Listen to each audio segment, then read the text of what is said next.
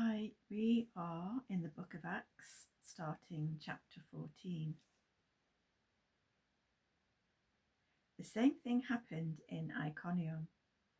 They entered the Jewish synagogue and spoke in such a way that a great number of both Jews and Greeks believed. But the Jews who refused to believe stirred up and poisoned the minds of the Gentiles against the brothers. So they stayed there for some time and spoke boldly, in reliance on the Lord, who testified to the message of his grace by granting that signs and wonders be performed through them. But the people of the city were divided, some siding with the Jews and some with the apostles. When an attempt was made by both the Gentiles and the Jews with their rulers to assault and stone them, they found out about it and fled to the Lycaonian towns called Lystra and Derbe and to the surrounding countryside. And there they kept evangelizing. In Lystra, a man without strength in his feet, lame from birth, and who had never walked, sat and heard Paul speaking. After observing him closely and seeing that he had faith to be healed, Paul said in a loud voice, "Stand up straight on your feet." And he jumped up and started to walk around. When the crowd saw what Paul had done, they raised their voices, saying in the Lycaonian language, "The gods have come down to us in the form of men." And they started to call Barnabas Zeus and Paul Hermes, because he was the main speaker. Then the priest of Zeus, whose temple was just outside the town, brought oxen and garlands to the gates. He, with the crowds, intended to offer sacrifice.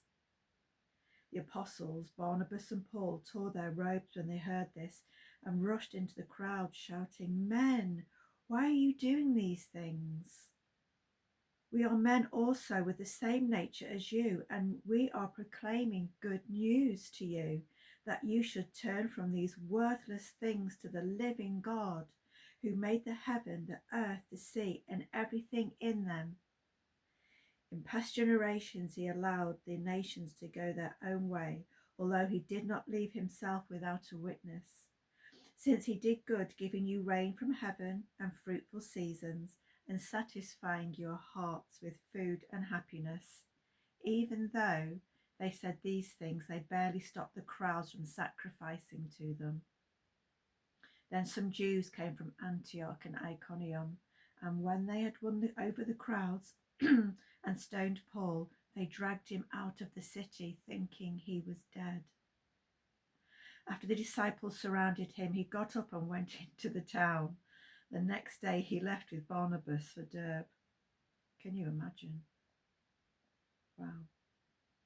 After they had evangelized that town and made many disciples, they returned to Lystra in Iconium and to Antioch, strengthening the hearts of the disciples by encouraging them to continue in the faith and by telling them, "It is necessary to pass through many troubles on our way into the kingdom of God." When they had appointed elders in every church and prayed with fasting, they committed them to the Lord, in whom they had believed. Then they passed through Pisidia and came to Pamphylia. After they spoke the message in Perga, they went down to Attalia.